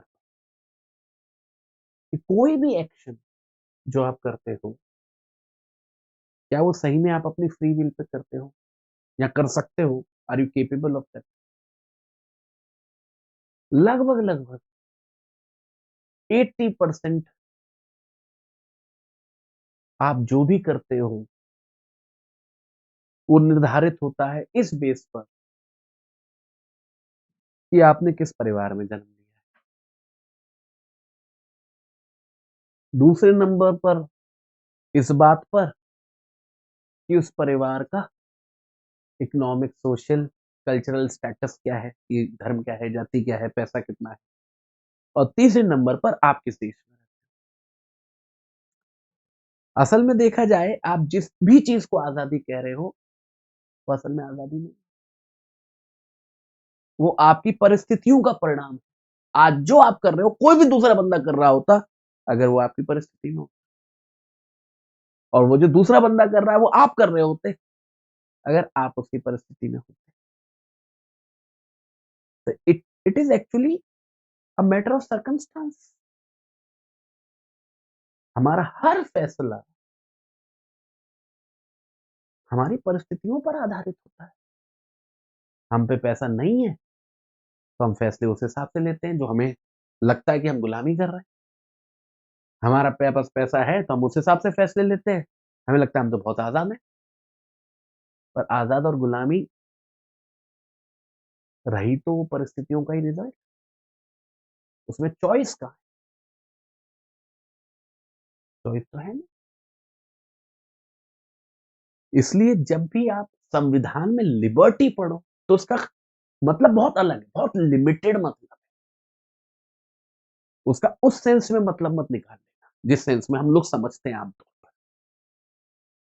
यहां पे बहुत ही लिमिटेड एस्पेक्ट है। लिबर्टी ऑफ थॉट, सोचने की आजादी। अब आप बैठे हो अपने कमरे में, आप कुछ भी सोच सकते हो। आपका दिमाग भाई, आप कुछ भी सोच, गंदे से गंदा सोच सकते हो, अच्छे से अच्छा सोच सकते हो, मन ही मन किसी को गालियां दे सकते हो जिससे भड़ास निकाल ली है, मन ही मन किसी से प्यार की बातें भी कर सकते हो। आपकी मर्जी है, आपका दिमाग। तो सभी के पास लिबर्टी ऑफ थॉट है। वो तो कोई देश क्या ही देगा, वो तो है ही। मजा आता है यहाँ पर, लिबर्टी ऑफ एक्सप्रेशन। अब देखो अगर आप सोच सोच के ही खुश हो जाओ तो बढ़िया है। कि आपने दिमाग में सोचा, अरे वाह वाह वाह वाह, ये वो मन मन में किसी को गालियां दे ली, मन मन में किसी को प्यार कर लिया, खुश हो गए, अरे वाह। तो ठीक है। पर आमतौर पर आदमी खुश होता नहीं। हर आदमी की चाह होती है कि उसने जो सोचा वो उसको एक्सप्रेस करे, वो उसको अभिव्यक्त करे। किसी को गाली देनी है तो जाके दे के आए उसको मुंह पे। किसी को मीठी मीठी बातें करनी है तो जाके करे उससे मीठी की बात। मतलब जो उसका विचार है, जो उसका थॉट प्रोसेस है, जो उसके ओपिनियंस है, जो उसकी राय है, हर आदमी उतावला है उसको एक्सप्रेस करने के लिए। अब देखो सोशल मीडिया भरा पड़ा है, लोगों को कितना टाइम है। मैं तो ये कहता हूँ किसी रील को खोल के देखो जो थोड़ी सी पॉलिटिकल हो, इतना लोगों पे फ्री टाइम, 100 200 कमेंट्स में तो रिप्लाईज आ रहे हैं भाई। और देखा तो करते क्या है, कहीं 20,000 की प्राइवेट नौकरी कर रहे हैं, कहीं रिक्शा चला रहे हैं, कहीं सब्जी बेच रहे हैं, या 50 साल से आईएएस की तैयारी कर रहे हैं। टाइम है, क्या करें। क्योंकि ह्यूमन टेंडेंसी है कि जो आया निकाल दो। पर समझदार व्यक्ति वो नहीं है जो तावला हो जाता है निकालने के लिए जो सोचा, समझदार व्यक्ति वो है जो सोचता हजार चीज है पर अभिव्यक्त वही करता है जो ठीक है। क्यों? क्योंकि विचारों पे हमारा कंट्रोल। आप नहीं चाह सकते कि मेरे को ऐसे ही विचार आए, नहीं कर सकते, कंट्रोल करके देख लो। बोलो अपने आप से, मेरे को पास, मेरे भगवान मेरे दिमाग में अच्छे विचार आए, किसी भी व्यक्ति, किसी भी चीज के बारे में, आप देख लो उल्टे नेगेटिव आने लग जाएंगे। You can't control your thoughts. Meditation वगैरह से you can regulate it, control कोई नहीं कर सकता। उसके लिए तो फिर इंजेक्शन देके खत्म ही करना पड़ेगा। But you can control your mouth और योर हैंड्स आजकल के समय पे सोच, मतलब you can not control your thought but you can control your expression. भले ही कंट्रोल हो पर एक्सप्रेशन होना तो चाहिए। अब कह दे कि भाई तू सोच दुनिया भर की पर बोल मत, जैसे घर पे बोल देते हैं ना कि तुम अभी छोटे हो, मुंह बंद रखो अपना, कितना बुरा लगता है। तो मतलब हम सोच सकते हैं, हमारे ऊपर प्रभाव पड़ सकता है इस घर में लिए जा रहे फैसलों का, बोल नहीं सकते। देश के स्तर पर भी ऐसा हो सकता है कि हम सोच सकते हैं, बोल नहीं सकते क्योंकि किसी को बुरा लग जाएगा, कोई मारने आ जाएगा, कोई पीटने आ जाएगा, या कोई जज कर लेगा। आजकल के समय पे क्या है, बोलो नहीं, दूसरा आदमी सोचेगा ये तो फलानी पार्टी का आदमी है, जज करेगा, ग्रुपिज्म करेगा, दबाएगा, रहने दो, छोड़ो, क्या करना है, ये भी तो एक्सप्रेशन को कंट्रोल करना ही है। तो देंगे हर एक भारतीय को, क्या देंगे भारतीय को? लिबर्टी ऑफ थॉट, सोचने की आजादी, लिबर्टी ऑफ एक्सप्रेशन। फिर ये तीन है, तीन एक साथ आते हैं, बिलीफ, फेथ एंड वर्शिप। काफी ओवरलैपिंग शब्द है पर हल्का हल्का इनमें फर्क, एक एक करके समझते हैं। देंगे हर एक भारतीय नागरिक को क्या? Liberty of belief. Belief, belief का मतलब क्या? बिलीफ का मतलब विश्वास करने की आजादी या विश्वास रखने की आजादी। जैसे मेरा विश्वास है कि भगवान है, कोई मुझे नहीं रोक सकता इस विश्वास को रख, क्योंकि मेरे को मेरा संविधान लिबर्टी ऑफ बिलीफ देता है। कोई दुनिया भर की आके कहे भगवान नहीं है, साबित कर दो, ये कर दो, वो कर दो, मैं कहूं मुझे साबित करने की जरूरत नहीं है क्योंकि मेरा विश्वास है, तो मेरा विश्वास है। संविधान मुझे अधिकार देता है, चाहे कितना भी लॉजिकल साउंड करे, मेरा विश्वास है, मेरा विश्वास है कि ये बाबा जो बैठा है यहाँ पे मोटू सा, ये भगवान का रूप है। अब है तो है, अब मैं उसके पैर दूध से धुलूं, उसे नहलाऊं, उसको पी लूं, मेरी मर्जी। मेरा विश्वास है कि गाय जो है ये मेरी माता है, मेरा विश्वास। आपको जानवर लगे, आप मेरा मजाक उड़ाओ, उड़ाओ, मेरा विश्वास है तो है। मैं उसकी पूजा करूं, मैं उसको रोटी खिलाऊं, व्हाट इज योर प्रॉब्लम? वहीं दूसरी तरफ मेरा विश्वास है कि भगवान नहीं, माई चॉइस, मैं नहीं मानता भगवान, मेरी मर्जी। क्योंकि मेरे को भी लिबर्टी ऑफ बिलीफ है, नहीं मानना, तुम साबित करते रहो कि यहाँ ये लिखा है, वहां वो लिखा है, ऐसा होता है, वैसा होता है, कुछ भी कर लो, नहीं मानता। मैं नहीं मानता ये गाय भगवान है, नहीं करता हूँ पूजा, जानवर है, क्या कर लोगे? मैं नहीं मानता ये बाबा भगवान, नहीं मान। मैं कहता हूँ ये दूध बर्बाद कर रहे हो, गरीब को दे दो, नहीं मान। क्योंकि जैसा आपके पास है लिबर्टी ऑफ बिलीफ, मेरे पास है।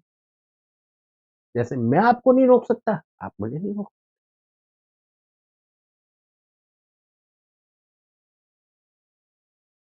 सेकुलर होने का मतलब ये थोड़ी ना ये धर्म में मानना ही है, या तो हिंदू हूँ या मुसलमान हूँ या क्रिश्चियन हूँ या पारसी हूँ या सिख हूँ या ईसाई हूँ, कुछ हूँ, कुछ नहीं हूँ। ये सेकुलर में बिल्कुल है। फ्यूचर में सबसे बड़ा रिलीजन, रिलीजन तो नहीं बोलना चाहिए, मतलब ऐसी स्टडीज है, ऐसे लोगों के ऑब्जर्वेशन है कि फ्यूचर में, और ज्यादा डिस्टेंट फ्यूचर नहीं, मैटर ऑफ 100 ईयर, 100 और 150 ईयर, तब तक हम तो नहीं रहेंगे, पर हमारे बच्चे या ग्रैंड होंगे, तब तक जो दुनिया का सबसे बड़ा धर्म होगा, पता क्या होगा? अथीस्ट, भगवान में ना मानने, जिनकी तादाद ऑलरेडी बहुत तेजी से बढ़ रही है। काफी लोग हैं but they do not openly, मतलब जो बहुत एडवांस कंट्रीज है वहां तो ओपनली वो उसको अपने स्टेटस के तौर पर यूज करते, बट जो अंडर डेवलप्ड है वहां नहीं करते। तो इंडिया में कौन ही आमतौर पर खुल के बोलता है, बट है, काफी लोग हैं।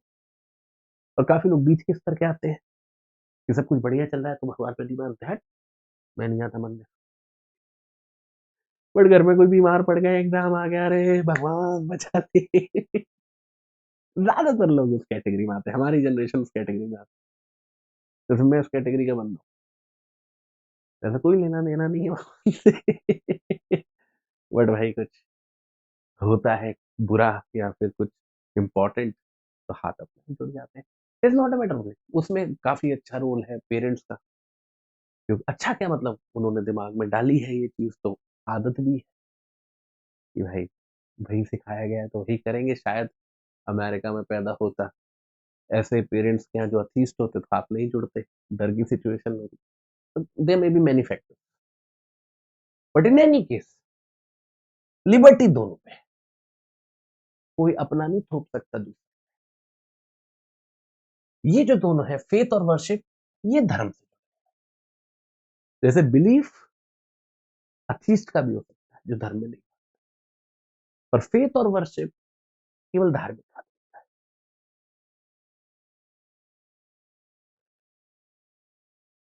देखो वर्शिप का तो मतलब होता है पूजा, और पूजा आप कब करते हो? जब आपको फेथ होता है।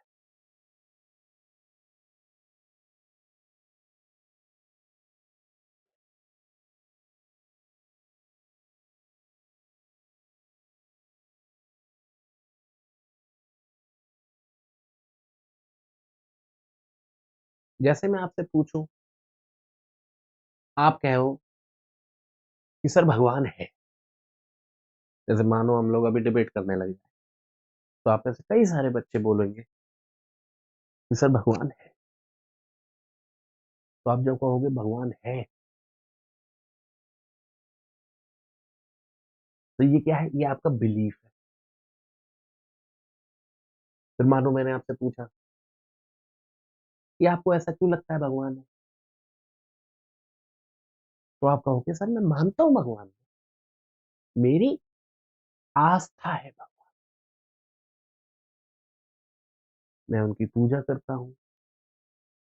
और फिर आप कहानियां सुनाने लग जाओगे कि सर उन्होंने ऐसा किया, उन्होंने वैसा किया, मेरे पापा बीमार थे मुझे बचा लिया, मेरा एक्सीडेंट हो गया था, ये हो गया, मैं पेपर में पढ़े बिना गया था मैं पास हो गया।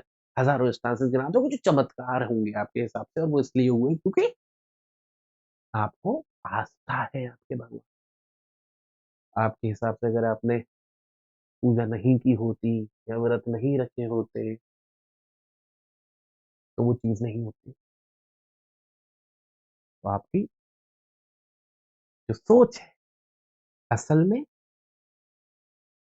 आपकी आस्था पर आधारित है, एविडेंस पर। आप साबित नहीं कर पाओगे। आप साबित नहीं कर पाओगे कि भगवान है या भगवान ने आपकी सही में कभी मदद की है। पर आप ये कह पाओगे कि मुझे आस्था है कि भगवान है और उन्होंने, क्योंकि आस्था इज अ मैटर। और सामने से बहुत तेज कोई ट्रक आया, दो लोग खड़े थे, एक आप एक मैं। सामने से कोई बहुत तेज से ट्रक आया और हम लोग बिल्कुल उधर, जैसे मानो ट्रक यहां से आ रहा है, हम लोग देख रहे हैं इधर, वादियां देख रहे हैं, अरे कितनी बढ़िया वादियां हैं। बिल्कुल जब वो ट्रक यहां तक आ ही गया, बिल्कुल यहां तक जब वो पहुंच ही गया था, तभी अचानक से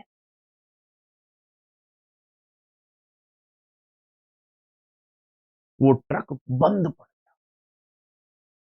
अचानक से बंद पड़ गया, क्योंकि उसका पेट्रोल खत्म हो गया। बिल्कुल यहां तक जब आ गया, हम दोनों इधर, हम दोनों ने मुड़ के देखा, अरे बाप, दोनों बिल्कुल बच्चे यार, बाल बाल बच्चे, आज तुम गए थे, आप गए थे भाई। और जैसे ही ये हुआ, हम दोनों में से एक आदमी तुरंत हाथ जोड़ के, जिसमें भगवान मानता था, अरे भगवान ने बचा लिया है, भगवान।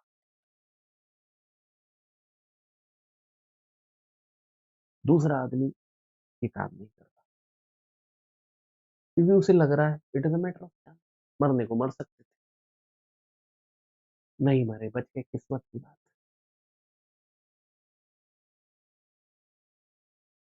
सेम सिचुएशन, दो लोगों की उनके आस्था के हिसाब से या उनके बिलीफ के हिसाब से इंटरप्रिटेशन है। एक जिंदगी भर कहानी सुनाएगा भगवान ने उसे बचाया था ट्रक से,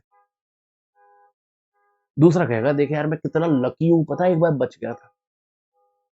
इंटरप्रिटेशन अलग है, सेम है, क्योंकि वो इंटरप्रिटेशन वो बिलीफ और फेथ से ही रही, उसका जो सोर्स है वो वही बिलीफ और फेथ है। हमारा दिमाग इंफॉर्मेशन को हमारी विचारों के हिसाब से इंटरप्रेट, एक आस्तिक व्यक्ति को हर एक ऐसी चीज जिसकी उम्मीद कम होती है, वो भगवान के द्वारा की हुई लगती है, और एक नास्तिक व्यक्ति को लक का रिजल्ट, किस्मत। फिर वो चाहे एग्जाम में पास होना हो, अच्छी गर्लफ्रेंड बनना हो, अच्छी नौकरी लगना हो, या किसी का अचानक से मर जाना हो। पर अच्छी बात क्या है, हमारा संविधान दोनों को बराबर भी ध्यान रखता है।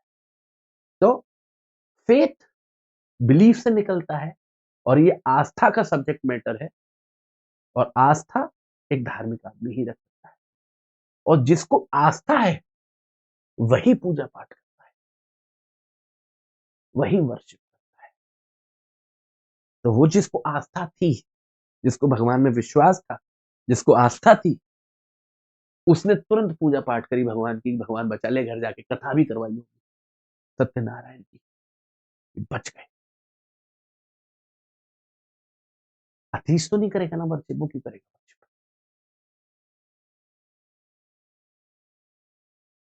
तो रिलीजियस बिलीफ से निकलता है फेथ, फेथ से निकलती है वर्शिप। तो ये तीनों इंटरडिपेंडेंट है, बिलीफ पे निर्भर है फेथ, फेथ पे निर्भर है वर्शिप। अगर कोई व्यक्ति धर्म में मानता है, थीस्ट है, और अगर कोई व्यक्ति अथीस्ट है, तो उसकी कहानी यही रुक जाती है, बिलीफ।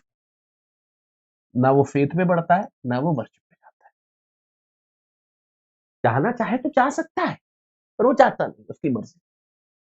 तो हर एक भारतीय नागरिक पे लिबर्टी ऑफ थॉट है, विचार, एक्सप्रेशन, अभिव्यक्ति, बिलीफ, विश्वास, फेथ, आस्था, वर्शिप, पूजा।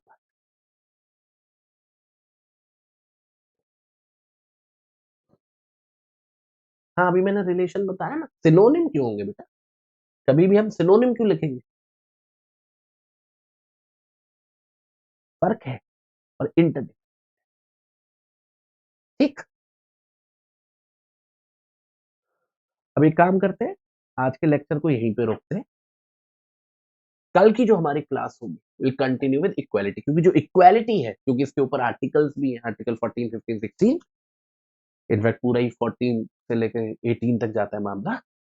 इसको थोड़ा सा अच्छे से डिटेल में पढ़ेंगे। तो इक्वालिटी का पढ़ेंगे, फ्रेटर्निटी का पढ़ेंगे, फिर तो ये कॉन्स्टिट्यूएंट असेंबली वाली बात है, फिर हमारी केशव नंदा भारती की हल्का सा डिस्कशन करेंगे, और ये भी डिस्कस करेंगे कि केसेस को कैसे पढ़ना है हमको, और फिर आर्टिकल 1 से शुरू। और ये जो डॉक्यूमेंट है ऑलरेडी अपलोड कर दिया है, या नहीं किया है तो मैं कर दूंगा इसको कल सुबह तक, तो आप इसको रेफर कर लेना। बाकी मिलते हैं कल, और कल अपने डिस्कशन को कंटिन्यू रखेंगे। पर अब मुझे लगता है कि मोटा मोटा आपको समझ में आ गया होगा what are we going to do in this classes. ये जो सारी बातें आपको लग रहा होगा मैं बड़ी जनरल सी बातें कर रहा हूँ, ये सारी बातें बेटा मैं मेंस के लिए बता रहा हूँ, क्योंकि मेंस में जब आप आंसर लिखोगे तो these are the exact points जो आपको थोड़ा सा कंसाइज फॉर्म में, क्योंकि अभी समझा रहा हूं तो डिटेल में समझा रहा हूं, एक एक लाइन में यही बातें आपको लिखनी होंगी कि सोवरेन का क्या, सोशलिस्ट का क्या, सेकुलर का क्या। वही वाली बात की ये स्केल है, ये एब्सोल्यूटनेस नहीं है, ये स्केल है, और हर एक देश उस स्केल पे कहीं ना कहीं प्लेस्ड है। पर इंपॉर्टेंट क्या है, उद्देश्य है हमें इस तरफ बढ़ना। तो sovereign, socialist, secular, democratic, Republic, और भारतीयों की बात करें तो जस्टिस और लिबर्टी हमने कवर कर लिया, बचा हुआ कल कवर। ठीक है, चलो फिर, थैंक यू सो मच। आप सभी लोगों से मुलाकात होगी कल, और कल हम लोग एग्जैक्टली 8 बजे सेशन को शुरू कर देंगे, और इसी तरीके से कंटिन्यू करते रहेंगे। Tata, bye bye, see you all, good night. कोई बात अगर ना समझ में आई हो तो WhatsApp, see you, good night, bye bye.